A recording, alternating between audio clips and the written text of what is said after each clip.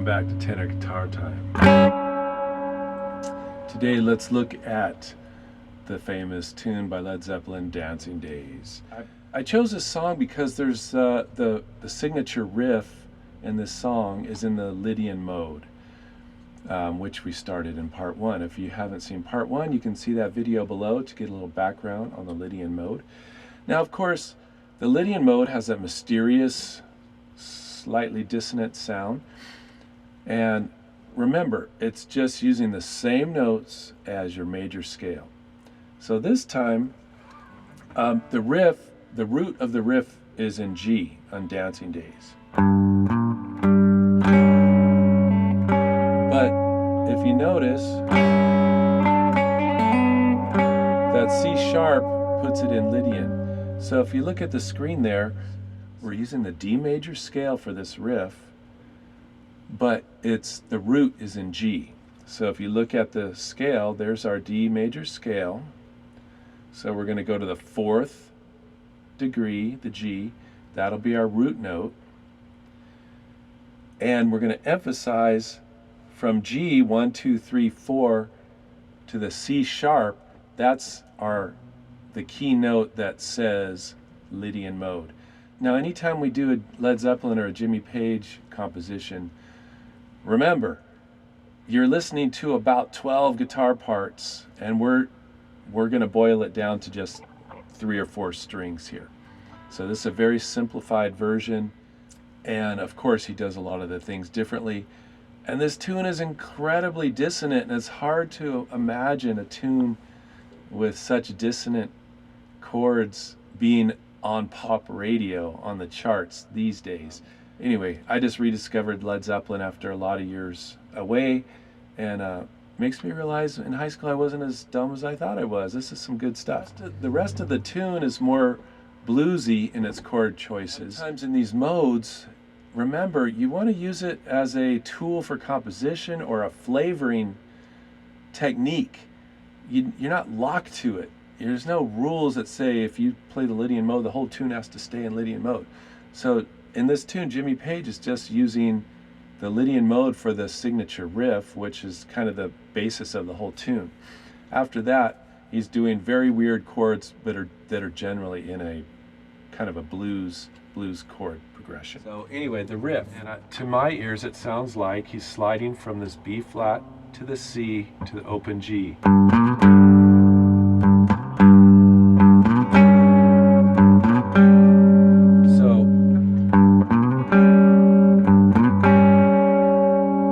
That's the strong note, so I'm hitting the 3rd on the low to the 5th, and I'm hitting this open G, this G on the 5th fret on the D string, and the C sharp right there.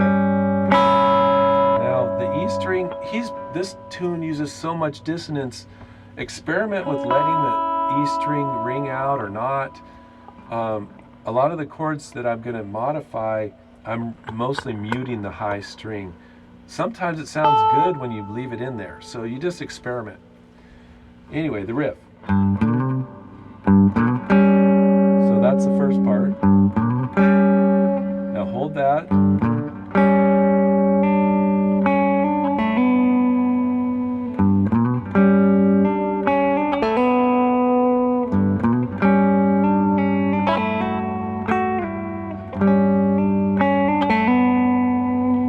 So let's slow it down.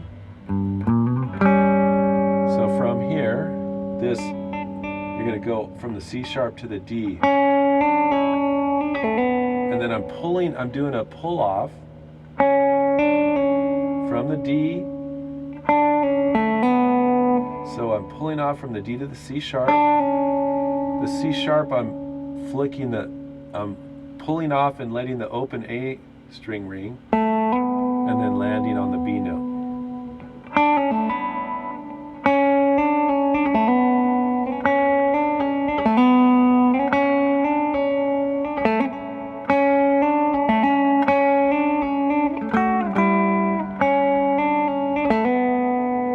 So practice that. If that's difficult, maybe put on a metronome and just practice with the open. You could just hit the open G string.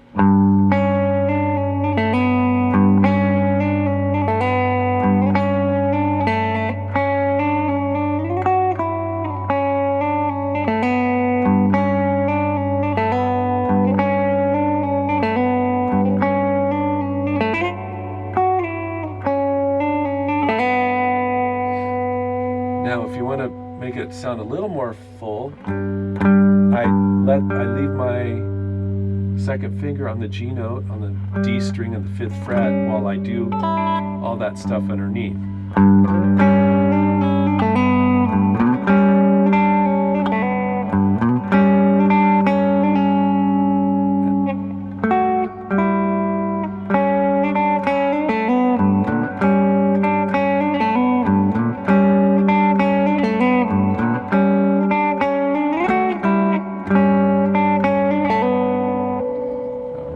So, and now that's not exactly what Page is doing. He's using a bend, I think.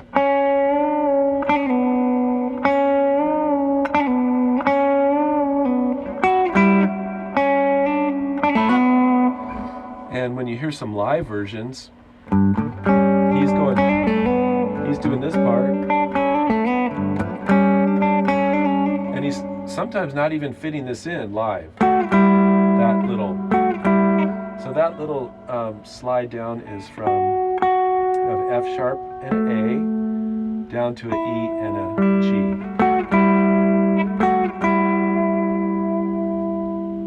Okay. Now the structure of the tune is very consistent for such a weird sounding song. So it does the riff pattern twice, does the verse round, 2 rounds of the verse, 2 rounds of the riff cycle, 2 rounds of the verse, 2 rounds of the riff cycle, and then it goes up to this bridge part. So let's look at the chords, the rhythm part.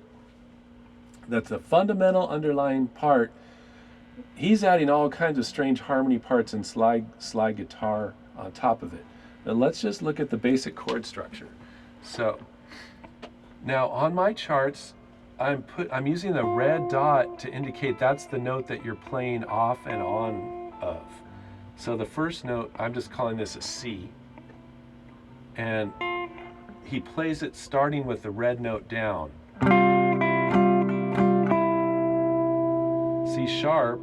Now instead of being 1, 2, 3, 4, it spreads out a little to the 5th.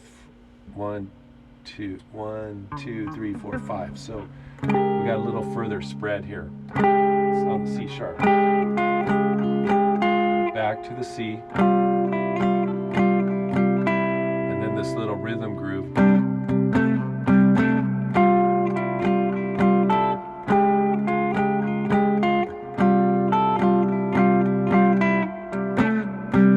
Then it goes down, the C thing again. Flat, which is in our second form that's a little more stretched out. A. Groove.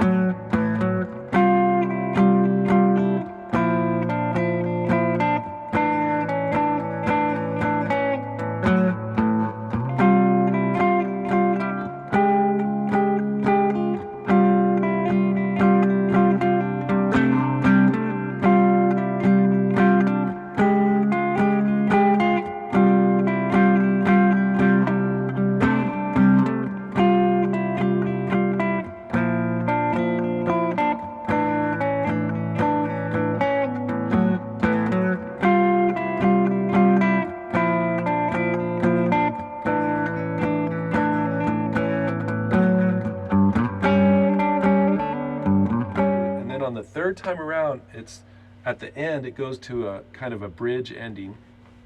So it'll go to the C, C sharp, E flat, hold,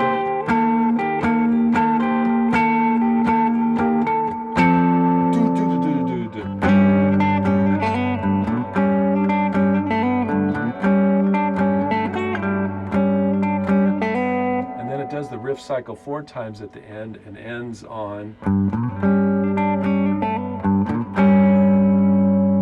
and that's it.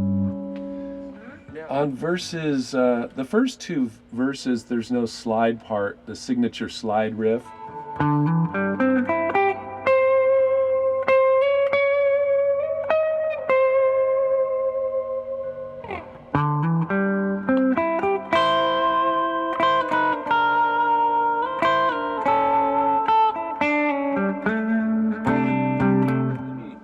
show you these riffs. You can pluck them. You could have a slide on your pinky. The first part of it is plucked. He plucks these notes, and then the slide comes in right here on that C.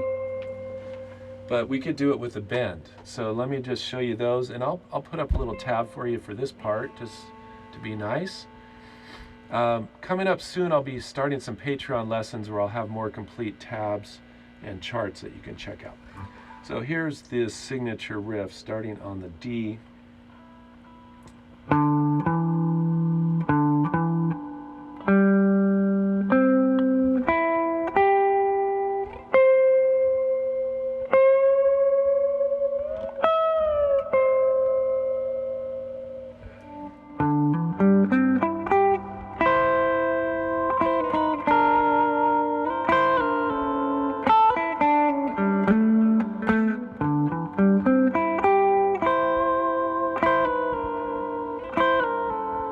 So the first part, and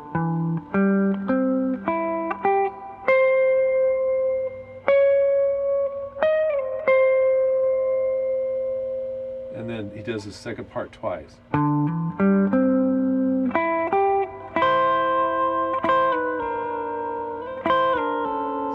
Now, if you have recording technology or friends to play with, they can keep doing the rhythm. You can teach them the rhythm.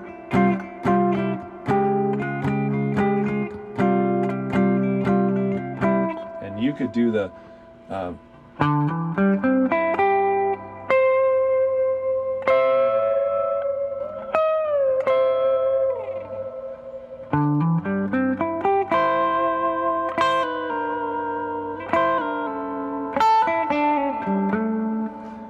it's a very weirdly beautiful, fun tune. So thanks for joining me on Tenor Guitar Time. Thanks for watching. Appreciate your support. Don't forget to subscribe below. It's free after all. Coming up soon, I'll have some Patreon lessons with more charts and tabs for you. I'm going to get that going probably in a few weeks. Anyway, let's keep practicing.